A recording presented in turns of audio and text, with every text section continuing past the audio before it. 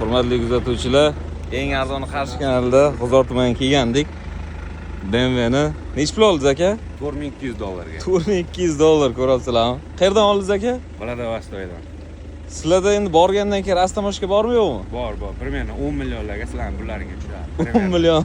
Bu degani $800-900 degani. Mashinadan $4200 olgan bo'lsalar, $5200 patorok tushadi mashina. 2014-yilda ishlab chiqarilgan ekan. Nima deb o'ylaysizlar? O'zimizda mana shunaqa mashinalarning narxi nech pul? Mashina holatini qaranglar.